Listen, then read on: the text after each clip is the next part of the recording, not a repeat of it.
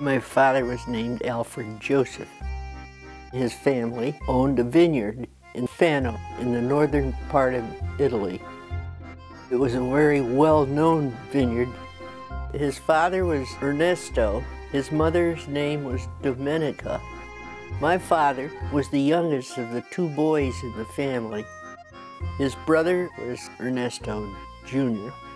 And when an estate is being transferred from one generation to the other, it always goes to the oldest boy. So my father decided that there was no point in him staying in Italy, and he left when he was about 17 and took a boat from France and came to the United States, and he came through Ellis Island.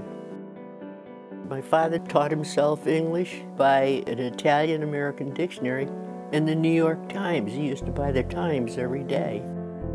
My father never did a hard day's labor, you know, when he was young. He came to this country, and the first job he had was digging ditches, I think, in Connecticut someplace. Mussolini got to be a personal friend of Adolf Hitler, and he had become familiar with my grandfather's vineyard and decided that maybe he ought to have it, so he confiscated the vineyard. My uncle was devastated. I mean, he lost everything. A letter comes in the mail, and my uncle apparently committed suicide because he wasn't able to take care of his family. My father was so upset. That was a tragedy that he lived through. My mother's name was Mary Ann. I don't know why they called her Annie, but her name was Mary Ann. Her mother was Rosalie. My mother's father was Augustus, a colonel in the King's Palace Guard. Allegedly, he's the end result of a liaison between the prince and a maid, the upstairs maid. And of course, that couldn't be, so the stableman married the upstairs maid, so Grandpa became the son of the stableman, as opposed to the prince. But he wound up being in the palace guard. My grandmother was the only daughter of the owner of this restaurant in Naples, Italy, where the ships would come in, military were hanging out there. That's where Grandpa met my grandmother. Grandpa decided he didn't want to be in the military anymore. He wound up being a bootmaker.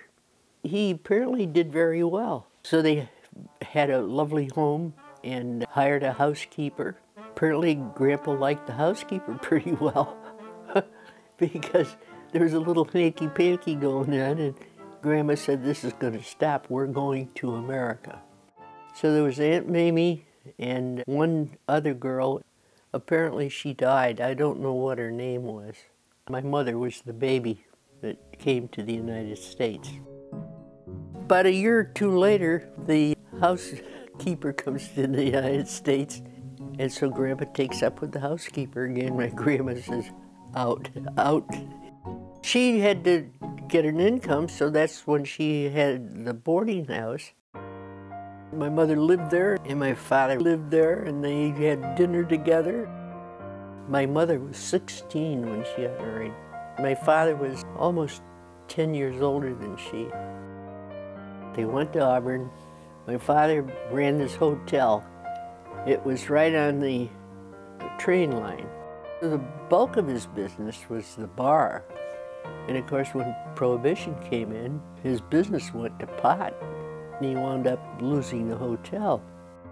In Auburn, there was a factory. We used to call it the button factory because it was plastics. They used to make plastic materials. And that's where my father worked until he retired. In Italy, they have different dialects. My mother, incidentally, spoke all those dialects fluently. Doctors and lawyers would come to the house to get my mother to go with them on their cases. She would interpret for them and translate for them. They used to speak to each other in Italian, but they never would speak to us in Italian. They determined that if you're going to live in this country, you better damn well speak the language of this country. Not one of us can speak Italian, and not one of us can understand Italian.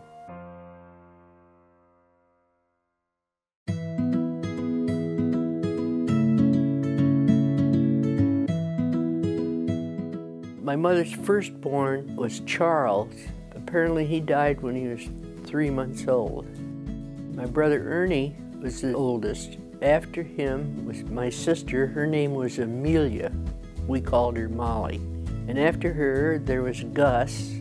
And after Gus, there was Rudy. And then after Rudy, there was Edmund. Then she had twins, twin boys, who died when they were 3. And then I was born. And then my brother Fred was born 2.5 years after. My brother Fred was named after my father, Alfred Joseph. It was fun growing up with brothers. And my mother just never felt that I was ever going to grow up to be a lady, and I think she was right. I was the best quarterback on the Sandlot 11. My brothers would tackle anybody that came within 100 feet of me. So we used to win every game I played in. And my father put me out in center field when we played baseball because he thought it was too dangerous for me to be behind the plate. So my father used to make skis for my brother Fred and I out of barrel staves. He would wax them with paraffin wax that my mother would have, that she used when she canned jellies and jams. And then the jar rubber rings, we'd nail those on so that we could fit our feet into the skis. And we used to ski down, no poles. There was no such thing as a pole. It was freewheeling down there. It was great fun. I think I'm probably the forerunner of a feminist. I figured if the boys could do it, why can't girls do it? The fact that I had so many brothers, probably what influenced me the most. You learn to work together, and you don't try to outdo each other, just you try to complement each other. It's a funny thing, as I was growing up, I noticed that we always seemed to pair off. My brother Fred and I were the best buddies, but we were a unified family, a close-knit family.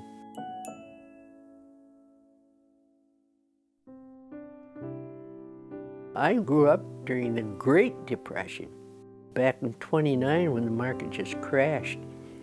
And my father lost everything. The boys had to quit school, the older ones. My brother Eddie worked for a farmer that lived down the road a little way. And so we used to get fresh milk from the cows and fresh eggs. My mother had a bad heart. She had a major heart attack. One time she had to have complete bed rest, and the boys would take turns staying home, take care of my mother. My brother Eddie was the one that learned how to cook. He would put all the ingredients in there and he'd run up the stairs and have my mother check it, and then he'd run down the stairs and if she gave him instructions. But he was an excellent cook. Everybody refers to Uncle Eddie's cooking. It was my mother who taught him how. And I can remember growing up that when my dad went off to work, he used to get up about 5 or 6 in the morning, make a big bucket of coffee, and he'd take 2 cups of coffee upstairs. He'd take one for my mother and one for him, and he'd sit and they'd chit-chat for a while before he went off to work. They were devoted to each other. I have no way of explaining it other than the fact that that was a ritual that just never was broken. We used to have a lot of fun. There was a lot of laughter in our house, a lot of parties. Saturday night, they would stand me up on a chair next to the Victrola, and I was the one that had to crank the record. Always had fun.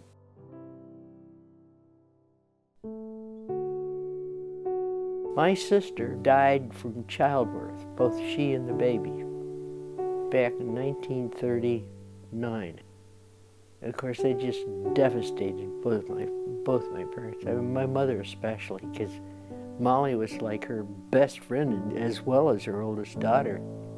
My mother died a year after my sister. She wound up with cancer in the duodenum, and my father died a year after my mother. When she died, he died with her, I think. So in 3 years, I lost my sister, my mother, and my father. It was sad. It was very sad. But we were a close-knit family. We survived.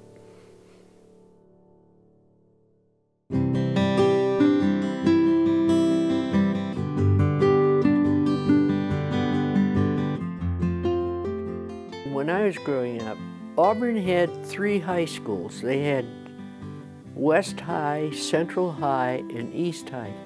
And those who aspired to go to college or whatever went to East High. Well, I always wanted to pursue higher education, so I went to East High. The only close friends I had were those that I grew up with in the west end of town. There was Teresa Foster, Jerry Rossi. Bridget and I grew up together. She was a very close, dear personal friend. I was a soda jerk at Whalen's drugstore in Auburn, New York. The soda jerk is one who just jerks that soda into a mixer and you drink it. I made the best sundaes, the best shakes. After I left the drugstore, I waited on a table at Murray's. The place would close about 8 or 9 o'clock at night or something. We'd fix the jukebox and put in all those Glenn Miller songs and stuff, and we'd have a heck of a good time. Then from Murray's, I got a job with the United States Employment Service.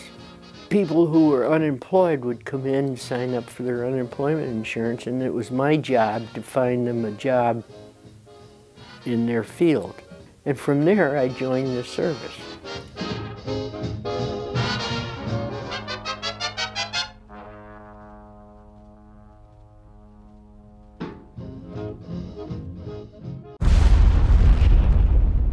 December 7th, 1941. They dropped a bomb at Pearl Harbor. I'm an adventuresome person. I thought it would be kind of cool to give it a shot.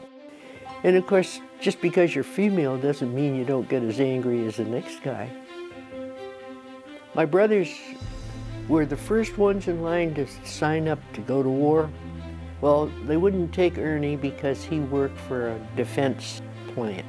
Rudy had children, was married and had children. Edmund was married and had children. Gus was drafted. Freddie joined the Marines and I joined the Women's Army Auxiliary Corps. They were school teachers, secretaries, nurses, all kinds of people that joined when I did. Everybody wanted to do something to help, and it was the thing to do. I went to Fort Oglethorpe, Georgia. Basic training, the first thing they do is they line you up and give you shots. You get shots you didn't know existed. Then they issue you your clothing, and they came in 2 sizes, too big or too small. I had 100 other women that were doing the same thing. So you bond, you have a way of bonding that way. Part of your training was to go through this building where they would release the gas so that you would know what gas was like, and you'd come out there, your eyes are burning and everything. And teach you how to use the gas mask. Well, once you went through that, there wasn't much point in keeping the damn mask in there. So I used to load it up with Coke and maybe a couple of candy bars and stuff. And they took us out one time to teach us how to read a map and a compass. And we had to find our way back to camp. You had X number of hours to do it. Well, everybody got back to camp except me. So I sat down and drank my Coke and ate my candy bar, and they sent a squad out and found me. After basic training, they assigned me to the recruiting area there. I would interview these recruits that came in and find out what area did they want to go. One would want to be an automobile mechanic, one wanted to be a cook, one wanted to do whatever. And I put them wherever it is they like to go, because the Army would train them. What the hell, you might as well give them what they wanted. They sent me to Des Moines, Iowa, to officer candidate school. And from Des Moines, they assigned me to San Francisco, to the 400th Army Air Corps that was attached to the Joint Operations Center in the 12th Naval District of San Francisco. It was an intelligence unit, and my job as an intelligence officer was to get this information and then disseminate it to people who needed to know. Or if we got a blip coming in on the radar, we'd have to distinguish, find out what that blip was, and if it was a foreign blip, I'd advise the Air Force base closest to send fighters up to get rid of whatever that blip was. One time, I got a call from one of our air bases. They were getting this blip coming in. It was an unidentified aircraft, so we figured maybe they're sending over a bomber. And they put him through to me. I said, you get out, you're in a no-fly zone, you get the hell out of there. He said, this is Colonel so-and-so, so I need to land. And I said, I don't care if you're General MacArthur, you get the hell out of there or I'm going to have the artillery start shooting. I want your name, rank, and serial number. I gave it to him. I said, you still have to get out of there, Colonel. So he disappeared. 3 days later or something, I was having dinner at the Mark Hopkins with a bunch of friends, and somebody taps me on the shoulder, and I look around and I said, yes, sir, it's a colonel. I didn't know him from Rudebakers. And he said, are you Lillian? I said, yes, sir. He said, you kept me from getting killed, didn't you? I said, I don't know, did I? And he explained who he was. But he thanked me afterwards. And I had one fighter pilot who wanted to show me how the Japanese would come at you from out of the sun. So I went for a joyride with one of them in a fighter plane. And he'd fly up into the sun and then circle around and come down at you out of the sun. And this is what they do. And of course, when we land, he decides that maybe he scared me enough. No problem. It didn't bother me a bit. The booze was cheaper in Mexico than it is here. So I would clear a flight for the pilots, and I would call the Mexican general, but I made sure it was about 2 o'clock their time in the morning, where he was still sleepy, and he would clear the flight for this guy to go down and pick up the booze, and we'd have a party at our hotel. Those were trying days.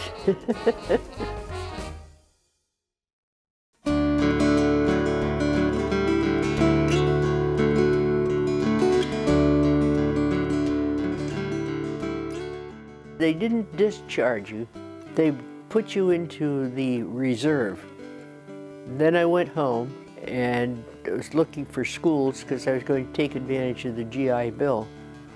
I went to visit my brother Fred, who had already been discharged from the Marines, and he married a gal up there in New Hampshire. And I was looking at schools there, and I went to a business school in Manchester, New Hampshire. And while I was there, I heard about this school that was being opened in Henniker, New Hampshire, called New England College. And I decided that I would prefer to go to a fine arts school as opposed to business. And I enrolled in New England College and got my bachelor's degree in arts, B.A. cum laude. I met my husband there. Russ was a veteran of World War II. That was his hometown, as a matter of fact, was in Henniker, so he didn't have far to go. We were not the average college freshman. We were all old people, and we were all veterans. We had a lot of fun. We were the first graduating class of New England College in June of 1949. Being in the first class, we initiated most of what ensues. We started the New Englander, which was the local newspaper. We had a football team, and the coach was one of the players. Then we decided we were going to have a prom, and we have to get together and try to remember what do you do at a prom.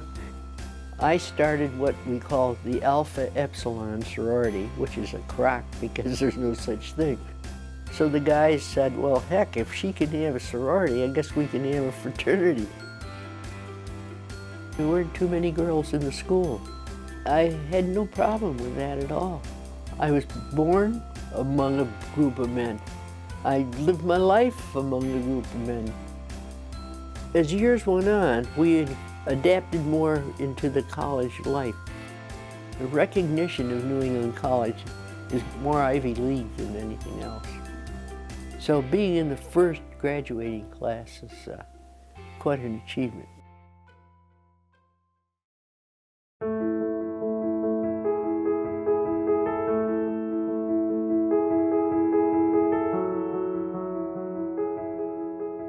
Lake Massasecum, up the road there. Those dance halls, we used to go up there on Saturday nights. And then sometimes when it was hot in the summer, you'd go swimming. Of course, you didn't have a bathing suit all the time, so you got down to your skivvies and then you went swimming. One time, Russ and I went swimming and got back up on the beach. Couldn't get the car started to go. He had to call his father to pull the car out of the sand. We were a little embarrassed then, but other than that, it was great. He asked me to marry him and I said yes. I wasn't doing anything else, so I decided to marry him. He's persistent and he's dependable, reliable, good soul. He apologized because he couldn't get a ring. I said, not to worry, I'm not fond of diamonds anyway, so not to worry. He worked for the Department of Labor, and he went on assignment to Saudi Arabia, so he got me a sapphire ring. Wedding was in Rochester, New Hampshire, and Snooky was the maid of honor. My brother Fred was the best man. Ernie gave me away, and it was just a nice little gathering. His father loaned him his car, and we went to the Weirs up in Lake Winnipesaukee, and I think what we had was a weekend up there. That was the honeymoon, because we didn't have any money. Had to work. We lived in the same house with his father in Henniker, New Hampshire. So I convinced Russell that that was no future for us and that maybe we ought to continue with our education. So we made an application to the University of New Mexico, and they accepted both of us. We went to Albuquerque and went to graduate school there. Russ went into economics. I went into education. Not that I wanted to do any teaching. I'm not a teacher, but it gave us an income. We went under the GI Bill. We still had that to use. It was nice living there. It was very comfortable. Then I got pregnant. My sister died from childbirth. Russell panicked a little bit, so we went back to Auburn. Gus made this job up for him. Russ got a job with Chronicle Guidance. They produced occupational monographs. In other words, do you want to be a doctor? This is what you have to do to be a doctor. So Russ used to work as an editor for him. I was freelancing, writing these occupational monographs. I just interviewed people to find out what their jobs were, what they had to do to get them, and I used to just travel locally. That way I could work from home. I'd be home when the kids were home.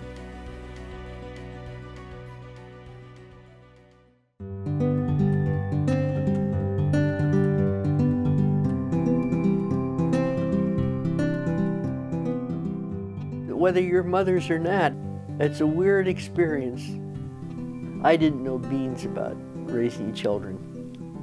Thank God I had sisters-in-law, but the girls survived. They've all done pretty well. Very proud of my girls, very proud of them.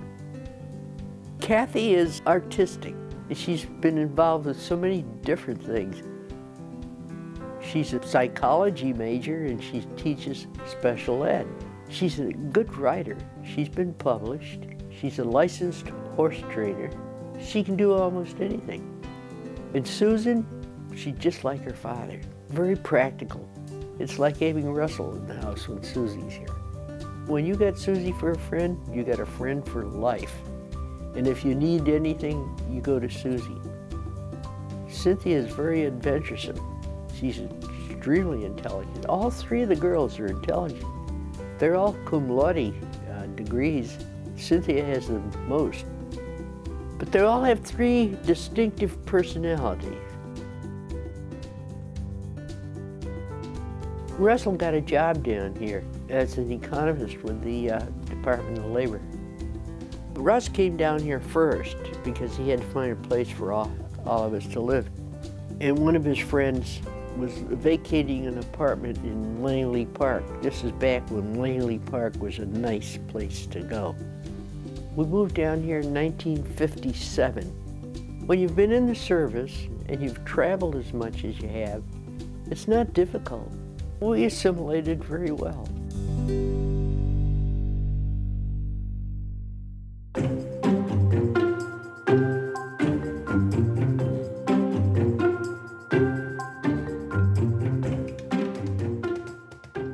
When we lived in Langley Park, I went to see if we could get a loan for Russ to go home to his father's funeral.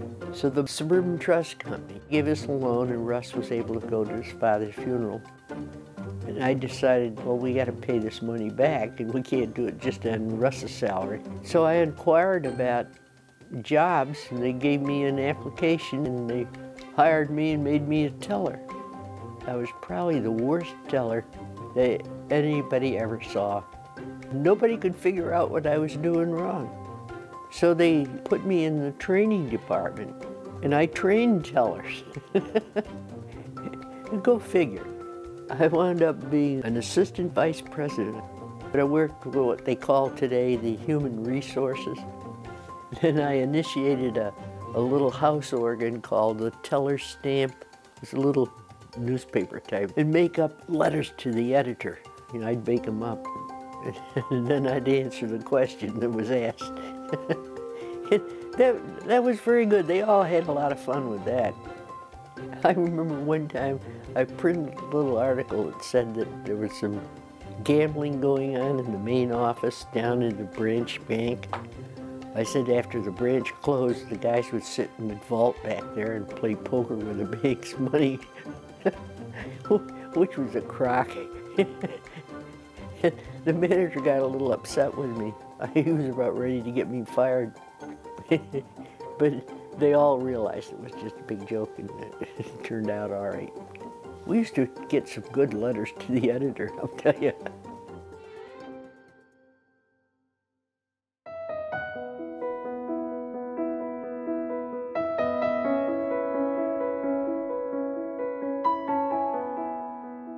It was great. We had no problems. If he got mad at me, he never let me know too much.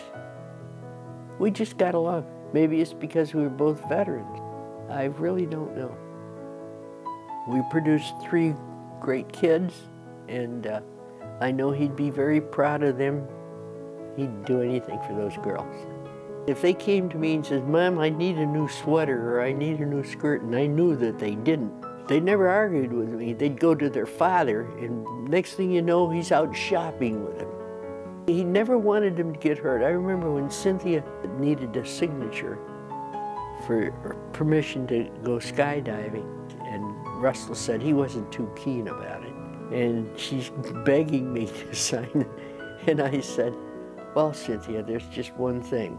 I said, "If they let me go too, you can go." And Russell says, "God damn it." And then he was so proud about the fact that she went skydiving, so he's telling everybody how great his daughter is, and he didn't want her to go in the first place. He died in 1987, 63. He was just a kid. It was not nice of him to do that, and when I get to where he is, he's going to hear about it. Because I had big plans for us. That's the way the cookie crumbles. When you got a nice family around you, it's not hard.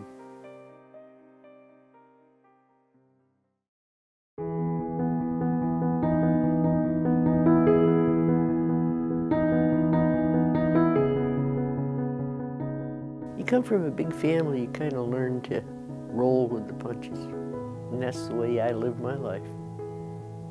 I don't think about the negative. If I can do something about it, I will. If I can't, let the chips fall where they may. I'm not going to get too bound up in what's going on right now. There's always tomorrow. Just be happy.